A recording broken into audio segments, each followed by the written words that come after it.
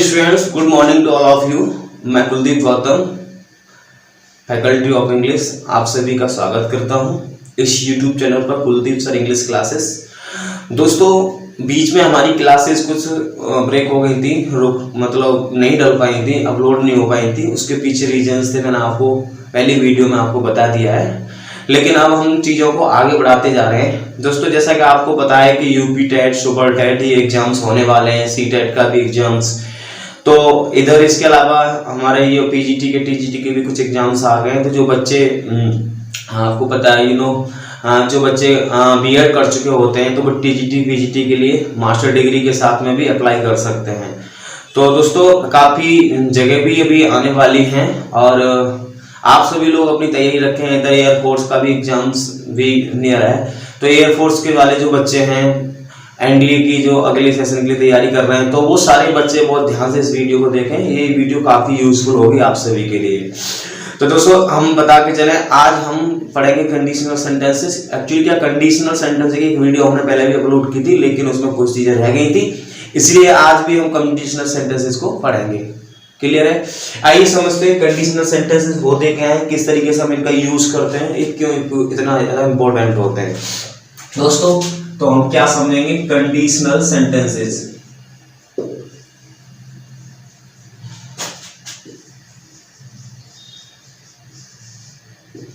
Conditional sentences, जैसा कि हमको पता है कि कंडीशन से वर्ड बना है कंडीशनल। ठीक है? कैसे? कंडीशनल, इसमें ए एल आ जाए पीछे, वो एडजेक्टिव का काम करता है, कंडीशनल। ओके, तो दोस्तों कंडीशनल सेंटेंसेस में हमने कुछ टाइप बताए थे आपको। हमने कहा था कि इफ आता है इसमें कंजंक्शन, और जब इफ कंजंक्शन आता है, कौन सा कंजंक्शन आता है इसमें? इफ कंजंक्शन आता है। इफ कंजंक्शन कंडीशन बताता है ये, और इसका हिंदी में मतलब होता है अगर या फिर यदि। यही बात हमने आपसे शेयर की थी पहले। अच्छा, इफ के साथ जब कंडीशन आती है दोस्तों, तो अगर कंडीशन हमारी प्रेजेंट इंडेफिनिट में है, किसमें है? प्रेजेंट इंडेफिनिट में है कंडीशन हमारी। ठीक है? तो रिजल्ट जो जाता है हमारा, वो जाता है फ्यूचर इंडेफिनिट में। किसमें जाता है? फ्यूचर इंडेफिनिट में। क्लियर है? ये बात हमने पहले आपसे डिस्कस कर ली थी। दूसरी बात, इफ के साथ में, ठीक है, कंडीशन मिलेगी हमारी, वो कंडीशन होगी हमारी सिंपल पास्ट में। किसमें होगी? सिंपल पास्ट में। सिंपल पास्ट का मतलब पास्ट इंडेफिनिट में कंडीशन होगी, तो रिजल्ट जो जाएगा हमारा, और रिजल्ट किसमें जाएगा? वुड प्लस वी1 के साथ। वुड प्लस वी1 के साथ हमारा रिजल्ट होगा। ठीक है? कुछ हमने आपको चीजें बताई थी। इस स्ट्रक्चर को हम कुछ इस तरीके से समझ लेंगे। इस स्ट्रक्चर को हम ऐसे भी लिख सकते हैं कि देखें, if plus subject plus V1 या V1 प्लस S या ES। ठीक है? इधर हम ऐसे समझ के चलेंगे, दिख रहा है आप लोगों को? इधर हम समझ चलेंगे विल या सेल प्लस V1। ठीक है? तो ये हमारा हो जाएगा। इधर इसका स्ट्रक्चर हम देखते हैं, तो इफ के साथ में वही हम सब्जेक्ट लेके चलेंगे। ठीक है? यही हमारी V2 आएगा। ठीक है? आगे हम चलेंगे, तो इधर दूसरे उसमें क्लॉज में हम क्या लेके चलेंगे, यानी ये तो हमारी कंडीशन हो जाएगी, ये हमारा रिजल्ट हो जाएगा, तो उसमें वुड प्लस V1 को हम लेके चलेंगे, वुड प्लस V1। ठीक है? तो आप बखूबी हम इस तरीके से भी इसको लिख सकते हैं। अच्छा, एक चीज और हमने आपको बताई थी, और वो चीज हमने क्या आपको बताई थी वो समझिएगा। हमने कहा था आपसे कि यदि इफ के साथ में, ठीक है, कंडीशन दे रखी हो, तो रिजल्ट और कंडीशन के बीच में हम किसी अनदर कंजंक्शन का यूज नहीं करते। जैसे यदि इफ दे रखा है, तो इफ के साथ में यहाँ देन की जरूरत नहीं है, चाहे वो सिंपल पास्ट का कंडीशन हो, चाहे वो प्रेजेंट इंडेफिनिट का कंडीशन हो।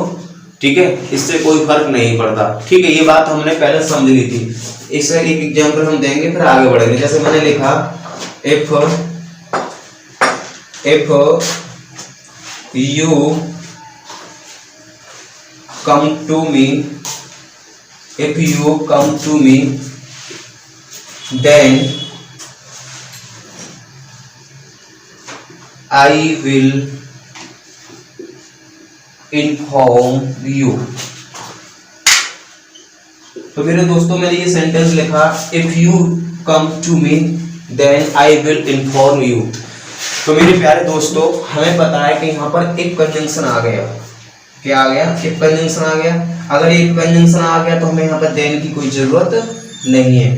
तो इस तरीके के हमारे एग्जाम में प्रॉब्लम क्रिएट करता है। और भी प्रॉब्लम क्रिएट कर सकता है। क्या हो सकता है कि यहाँ पर विल का यूज ना करे, केवल यहाँ पर वर्ब की फर्स्ट फॉर्म का यूज कर ले। मेरी बात को केवल भाई यहाँ पर वर्ब की फर्स्ट फॉर्म का यूज कर ले तो ये सेंटेंस प्रेजेंट इंडेफिनिट में हो जाएगा। तो याद रखना कंडीशन हमेशा फ्यूचर इंडेफिनिट में ही होगी। यदि मतलब रिजल्ट हमारा फ्यूचर इंडेफिनिट में ही होगा यदि कंडीशन हमारी प्रेजेंट इंडेफिनिट की है। तो इस बात को बहुत अच्छे से समझ लेना, ठीक है। तो ये बातें मैंने लिखवा दी। तीसरी कंडीशन पर हम चलते हैं जो बहुत इंपॉर्टेंट होगी। आइए मैं इसको रिमूव कर देता हूँ, फिर चीजों को समझ लेते हैं। Good morning sir. Good morning. देखो बेटा ये तीसरी कंडीशन है हमारी और इसे हम बहुत अच्छे से समझने की कोशिश करते हैं। मान के चलिए इफ के साथ में आपको मिलेगा यहाँ पर पास्ट परफेक्ट। क्या मिलेगा बेटा? पास्ट परफेक्ट मिलेगा, ठीक है। तो ये कंडीशन होगी हमारी, कंडीशन यानी पास्ट परफेक्ट की होगी। तो वही बेटा हम रिजल्ट की बात करें तो रिजल्ट हमारा जाएगा वुड हैव प्लस B3। मेरी बात समझ रहे हैं आप लोग? यदि इफ के साथ में कंडीशन पास्ट परफेक्ट में दे रखी है तो रिजल्ट हमारा किस में जाएगा? वुड हैव प्लस B3 में जाएगा। आइए एक एग्जांपल से हम समझते हैं। अच्छा याद रखना यहां पर भी हमको इस वाले स्ट्रक्चर को भी ध्यान रखते हुए हमको देन का इस्तेमाल नहीं करना। क्लियर है? समझ रहे मेरी बात को? यानी देन का इस्तेमाल नहीं करना। देन का इस्तेमाल भाई हम क्यों नहीं करते हैं? रीजन है इसके पीछे क्योंकि देन अपने आप में कंजंक्शन हो गया और एक अपने आप में कंजंक्शन है, तो दो कंजंक्शन लगाने की कोई जरूरत नहीं है। आ जाओ, आओ मेरे दोस्तों समझते हैं और चीजों को और अच्छे से जानते हैं। जैसे मैंने लिखा इफ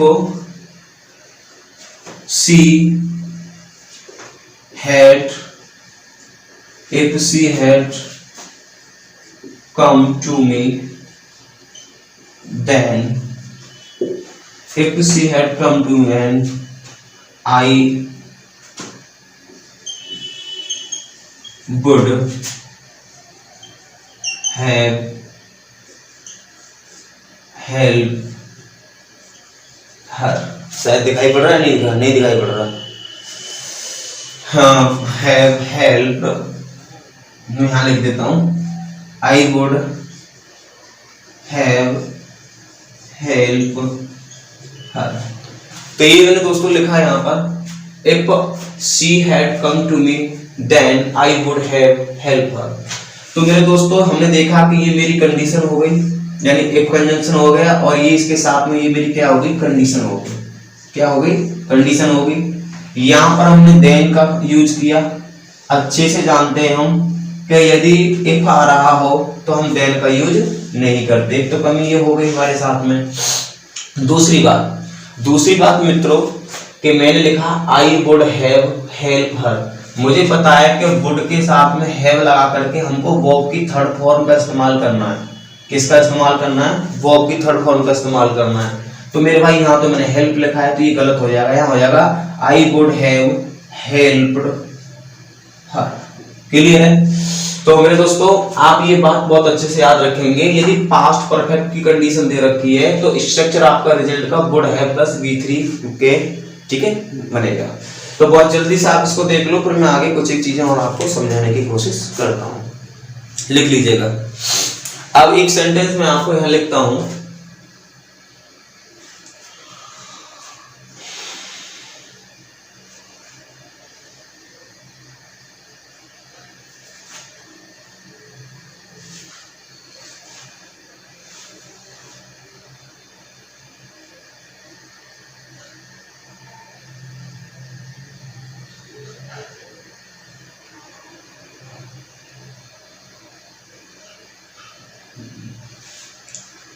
चलो एक दो सेंटेंस मैं आपको दे रहा हूं और आप लोग उसे बनाने की कोशिश करें, बताएं इसमें क्या प्रॉब्लम होगी, कहाँ गलती होगी और किस तरीके से उसे ठीक किया जाएगा, करेक्ट किया जाएगा। मेरे दोस्तों अब मैंने एक सेंटेंस लिखा, if Karan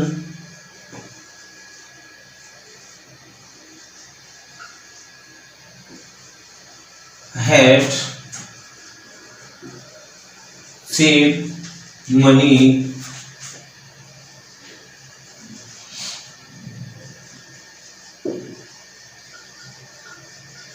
if Karan had saved the money, यदि करण ने क्या किया होता कि धन को बचाया होता, then he would bought a scooter। अभी मैंने सेंटेंस लिखा, if Karan had saved the money then he would bought a scooter. एक सेंटेंस और लिखने की मैं कोशिश करता हूं, if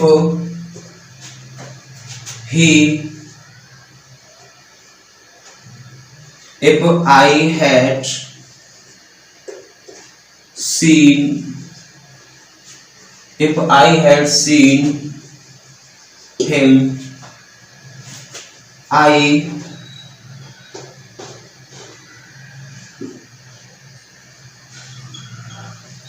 would stop my car। ये दो सेंटेंस मैंने यहां लिखे, आप इन दो सेंटेंसेस को बहुत अच्छे से देखो और बताओ इनमें कमी क्या है, ठीक है। यानी मैंने लिखा, if Karan had saved the money then he would bought a scooter, if I had seen him I would stop my car। लिख लीजिएगा इसको, फिर आगे बात करते हैं।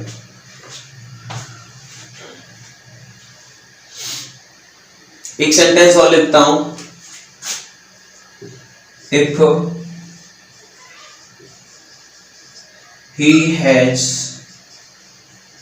if he has money he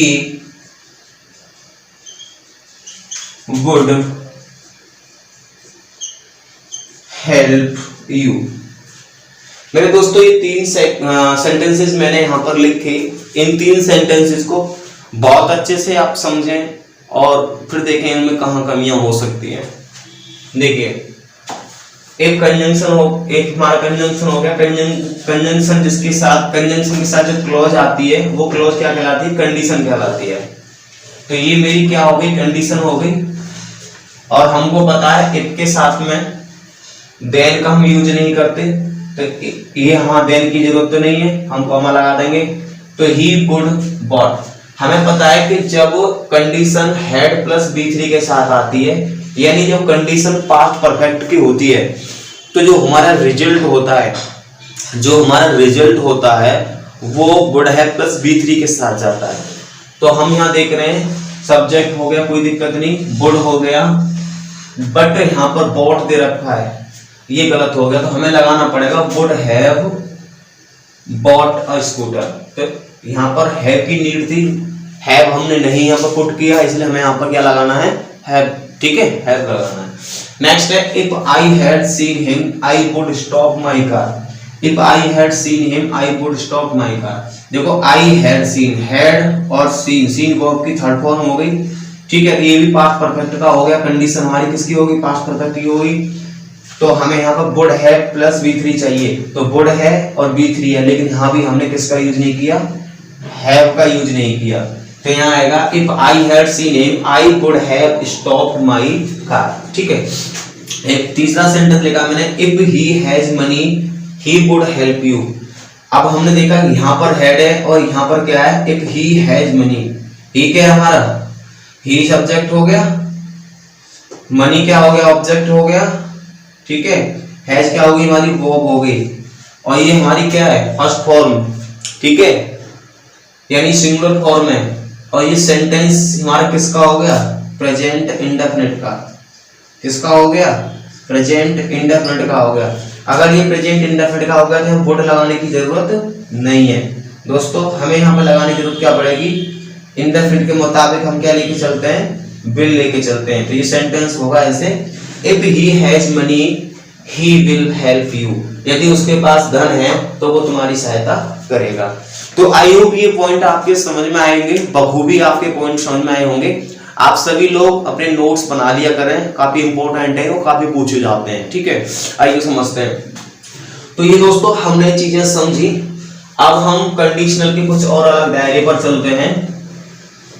चलिए मैं आपको एक सेंटेंस और देता हूं, आप बताइएगा कि उसमें क्या करेक्शन होना चाहिए, क्या वो सही है या फिर वो गलत है।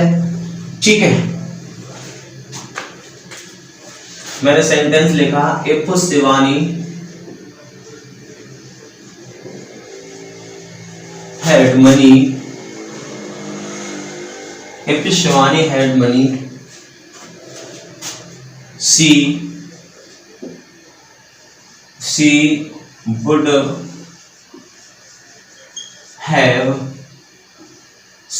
have helped, मैं लिख देता हूं, helped her friend। If Shivani had money, she would have helped her friend। ठीक है, दूसरा सेंटेंस में हमें लिखने की कोशिश करते हैं। If Shivani had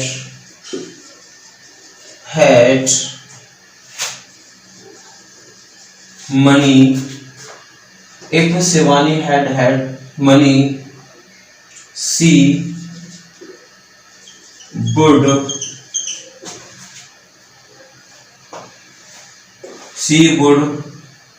give it to you। अब मैंने लिखा इफ शिवानी, यहाँ पे दो सेंटेंस मैंने लिखे, if Shivani had money she would have help her friend, if Shivani had money she would give it to you. दोस्तों दिमाग लगाओ और समझने की कोशिश करो कि आखिर ये किस तरह से सही होंगे, या सही है या नहीं है। ठीक है, चलो तो यहाँ पर हमने देखा, यहाँ हमने इफ का यूज किया, शिवानी सब्जेक्ट हो गया, हैड और मनी, मनी क्या है, नाउन है तो इसका मतलब ये ऑब्जेक्ट हो गया, और ये हमारी वर्ब की सेकंड फॉर्म हो गई। अगर वर्ब की सेकंड फॉर्म आती है तो हमेशा याद रखें, वर्ब की सेकंड फॉर्म का मतलब है कि टेंस हमारा पास्ट इंडेफिनिट में है, यानी सिंपल पास्ट में है। अगर हमारा कंडीशन सिंपल पास्ट में होती है तो जरा बताओ फिर रिजल्ट कहाँ होगा भाई, बोलो। तो रिजल्ट होगा वुड प्लस V1, लेकिन मैंने क्या कर रखा है यहाँ पर, वुड और वुड के साथ में हैव, तो यहाँ हैव की जरूरत नहीं है। दूसरी बात, यहाँ पे हेल्प की भी जरूरत नहीं है, हमें लिखना पड़ेगा हेल्प।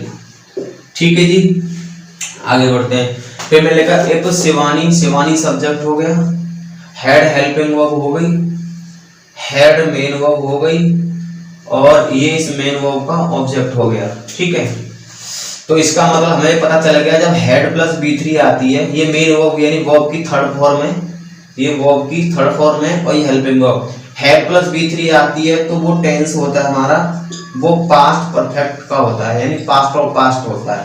तो ये पास्ट परफेक्ट का हो गया। तो इसका मतलब जब कंडीशन हमारी पास्ट परफेक्ट में हो गई तो रिजल्ट हमारा किस में जाएगा, रिजल्ट जाता है वुड हैव प्लस B3 के साथ। तो वुड तो दे रखा है, ठीक है, हमें यहाँ पर हैव भी लगाना पड़ेगा, और गिव का हमें करना पड़ेगा गिवन। क्या करना पड़ेगा, गिवन। तो ये हो जाएगा if Shivani had money she would have given it to you. तो आई होप मेरे दोस्तों ये सेंटेंस आपके समझ में आए होंगे। कंडीशनल के ये तीनों टैब मैंने आपके बीच रखे, इसके स्ट्रक्चर बेस पर मैं लिख देता हूं ताकि आपको बहुत अच्छे से पता चल जाए। तो मेरे दोस्तों इसका स्ट्रक्चर कुछ इस तरीके से है, समझने की कोशिश करेंगे कि यदि आपको शायद मैंने इसका स्ट्रक्चर लिख दिया है। अब हम कंडीशनल के दूसरे टैब पर चलते हैं दोस्तों। अभी तो एक कंडीशन के सेंटेंसेस हमने इस तरीके के समझे थे कि यदि तुम ऐसा करोगे तो ऐसा हो जाएगा, यदि वो ऐसा करेगा तो ऐसा हो जाएगा। तो ये किस तरीके की कंडीशन थी। अब हम कुछ एक तरीके की कंडीशन को और समझने की कोशिश करेंगे मेरे दोस्तों, और वो कंडीशन क्या होगी हमारी, उसे ध्यान से समझते हैं। तो ये कंडीशन आपको समझ में आ गई होगी। अब हम लेके चलते हैं इमेजिनेशन। क्या लेके चलते हैं, कंडीशनल सेंटेंसेस में इमेजिनेशन।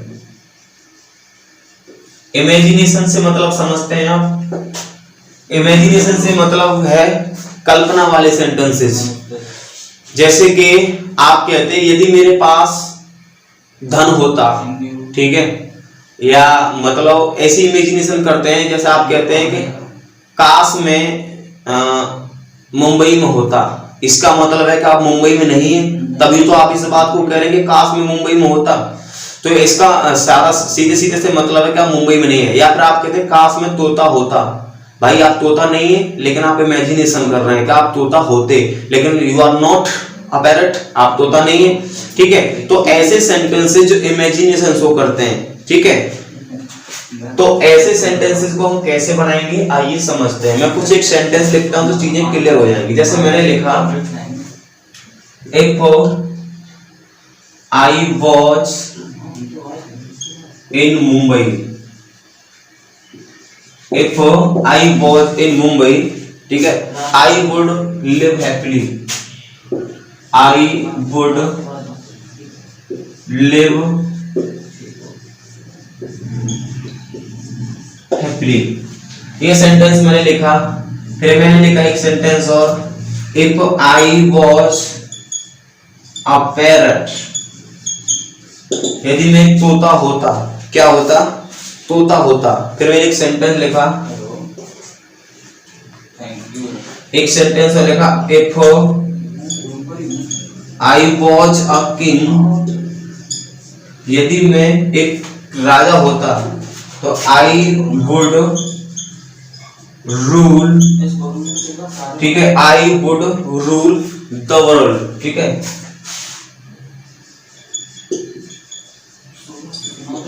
एक सेंटेंस और लिखते हैं तो समझने की कोशिश करना, बहुत प्यारे सेंटेंस हैं, ठीक है। आगे मैंने लिखने की यहां कोशिश की, if she was alive, if she was alive, she will manage the show. इस सेंटेंस में लिखा, if she was alive she will manage the show. आगे सेंटेंस, ये आपको दिखाई पड़ रहा है, शायद नहीं दिखाई दे रहा है यहां तक। मैं इस सेंटेंस को थोड़ा ऊपर लिखता हूं तो आपको समझ में आ जाएगा। खैर अभी हम 3 सेंटेंस समझ लेते हैं, इसे बाद में लिखते हैं। तो मेरे दोस्तों पहले इसे हम बहुत प्यार से हिंदी में समझने की कोशिश करते हैं, क्योंकि आप हिंदी से इंग्लिश सीखने में ज्यादा मजा लेते हैं।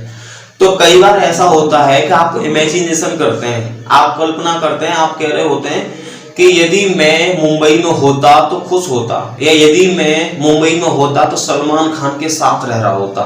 तो भाई इसका मतलब है, यदि तुम इस बात को कह रहे हो यदि तुम मुंबई में होते तो ऐसा हो रहा, तो इसका मतलब है कि तुम मुंबई में हो नहीं।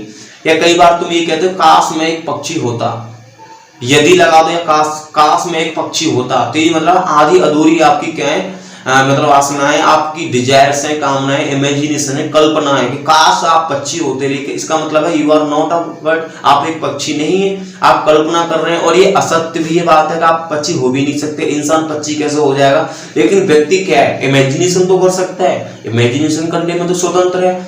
तो इस तरीके की हम जो इमेजिनेशन करते हैं जो कि हो नहीं सकती, रियल नहीं हो सकती, उन वाक्यों का हम, ठीक है, कंडीशनल सेंटेंस की इमेजिनेशन में लेके चलते हैं। और इसका क्या फॉर्मूला होता है हम इसको भी समझ के चलते हैं। सबसे पहले दोस्तों, अब यहाँ पर जो हम इफ का यूज करेंगे, तो इफ का मतलब यहाँ पे हिंदी में निकल के आएगा पास। क्या निकल आएगा, पास। इफ के साथ में आप सब्जेक्ट लगाएंगे, इफ के साथ सब्जेक्ट लगाएंगे, और सब्जेक्ट के बाद में आप भूल के भी बेटा वॉज का यूज नहीं करेंगे, आप हमेशा वर का यूज करेंगे, या फिर आप वर्ब की सेकंड फॉर्म यूज करेंगे। कौन सी, कंडीशन वाली क्लॉज में, समझ रहे मेरी बात को? कौन सी क्लॉज में? कंडीशनल वाली में। अगर हम दूसरी की बात करें तो दूसरी में आपको हमेशा वुड प्लस V1 का यूज करना है। किसका यूज करना है? वुड प्लस V1 का यूज करना है। समझ रहे मेरी बात को? वुड प्लस V1 का। आपको दिखाई दे रहा है? नहीं दे रहा हूं, मैं यहां लिख देता हूं, आपको वुड प्लस V1 का यूज करना है दूसरी वाली क्लॉज में। ठीक है, आइए समझते हैं। अगर ये चीज समझ में आ गई हो तो आपके, जैसे मैंने लिखा if I was in Mumbai. भाई अगर मैं आई के साथ आपको पता है वॉज ही आता है, आई के साथ वॉज ही आता है। मैंने लिखा यहाँ पे इफ आई वॉज, इसका मतलब है कि यदि मैं मुंबई, अब यहाँ पे आई वॉज का मतलब मैं मुंबई में था नहीं। अगर इफ लग रहा है तो इसका मतलब काश में मुंबई में था नहीं। इसका मतलब है if I was in Mumbai, यानी काश में मुंबई में होता, या यदि मैं मुंबई में होता, या अगर मैं मुंबई में होता। समझ रहे हैं मेरी बात को? तो आप यहाँ पर क्या यहाँ काम करेंगे, आई के साथ आप यहाँ पे वॉज का यूज नहीं वर का यूज करेंगे। मैंने आपको बताया कोई भी सब्जेक्ट हो, सब्जेक्ट कोई भी हो, वर का ही हमको यूज करना है। किसका यूज करना है? वर का ही हमको यूज करना है। इफ आई वर इन मुंबई, यदि मैं मुंबई में होता तो मैं ठीक है खुशी खुशी रह रहा होता। तो देखो यहाँ वुड दे रखा है और यहाँ वर्ब की फर्स्ट फॉर्म दे रखी है, तो अब ये ठीक हो गया। आगे मैंने लिखा if I was a parrot, काश में एक तोता होता। इसका मतलब है कि यदि वो इफ लगा रहा है जिसका मतलब वो तोता नहीं है। दूसरी बात, आई आता पर्सन के लिए, तो ये पर्सन तो वैसे भी तोता नहीं हो सकता। इसका मतलब है ये कल्पना है, थोथी कल्पना है। तो यहाँ भी हमें वॉज नहीं लगाना, क्या लगाना है? वर लगाना है। If I were a parrot, मैं तोता होता। आगे लिखा मैंने if I was a king, काश में एक राजा होता, काश में राजा होता तो मैं संसार पर शासन करता। I would rule the world, इसका मतलब है कि आप राजा नहीं हो, आप केवल कल्पना कर रहे हो। ठीक है, कल्पना कर रहे हो। तो यहाँ पर वॉज हटाएंगे, क्या लगाएंगे आप? वर का यूज करेंगे। किसका यूज करेंगे? वर। तो हो जाएगा if I were a king I would rule the world. समझ रहे मेरी बात को? तो याद रखना सब्जेक्ट इफ के साथ में सब्जेक्ट के बाद में वर लगाना है, और या फिर वर्ब की सेकंड फॉर्म लगानी है। दूसरी क्लॉज में वुड प्लस V1 लगाना है। इसका ये फॉर्मूला आपको याद रहना चाहिए। आइए 2-4 सेंटेंस इस पर बेस और देख लेते हैं, फिर बातों को आगे बढ़ाएंगे।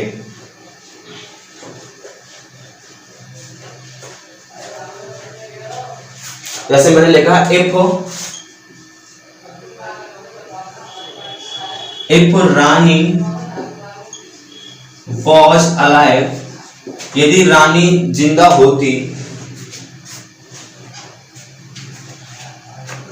She will manage the show,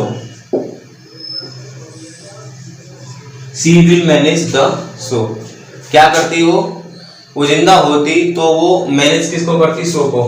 ठीक है, मैं लिख देता हूं, शायद आपको कट रहा हो, द शो।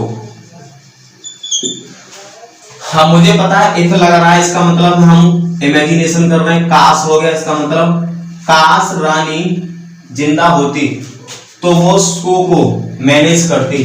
अब हमें पता है कि इमेजिनेशन का है तो हमको क्या लगाना है? वर। दूसरी बात, यहाँ सी विल नहीं आएगा, क्या आएगा? वुड आएगा। क्या आएगा दोस्तों? वुड आएगा। तो इन चीजों को आप बहुत अच्छे से याद रखना। कई बार आप ये भी कहते हो, क्या कहते हो? यदि मैं तेरी जगह होता, कहते हैं ना, यदि मैं तेरी जगह होता, यदि मैं तेरी जगह होता, यदि मैं तू होता, यदि मैं तेरी जगह होता तो मैं उसकी सहायता जरूर करता। तो आप कहते हैं if I watch you, I will help the blind. अब मैंने लिखा इफ आई वॉज यू, यदि मैं तेरी जगह होता। इसका मतलब ये कह रहा है कि यदि मैं तेरी जगह होता, तेरे स्थान पर होता, जैसा तू है वैसा मैं होता, यदि मैं तेरी जगह होता तो मैं गरीबों की हेल्प करता। तो इसका मतलब है वो उसकी जगह नहीं है, होता तो ही तो हेल्प करता, इमेजिनेशन है। तो आपको यहाँ से वॉज हटा के क्या करना है? वर करना है। फिर हमको यहाँ पे विल की जगह पे क्या करना है? वुड करना है। तो मेरे दोस्तों आज हमने इमेजिनेशन के कुछ कंडीशनल सेंटेंस में इमेजिनेशन वाले सेंटेंसेस भी पढ़े और कुछ हमने पास्ट परफेक्ट वाली कंडीशन के सादा कंडीशन जो होती है वो वाले सेंटेंस भी देखे।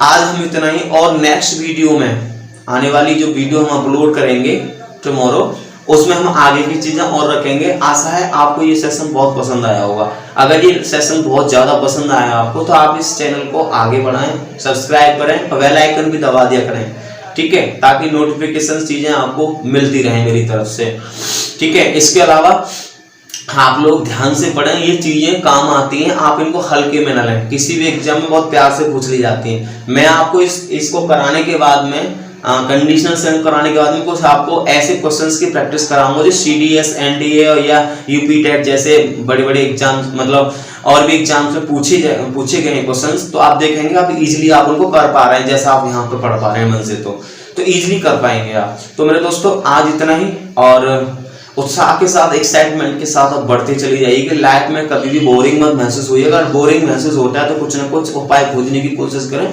कुछ ना कुछ न्यू करने की कोशिश करें।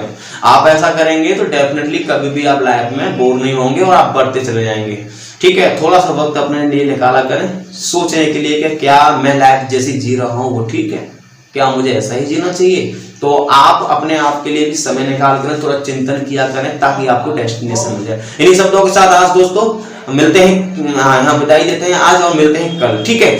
तो मेरे दोस्तों मिलते हैं कल। Thank you everyone, thank you, thank you, thank you.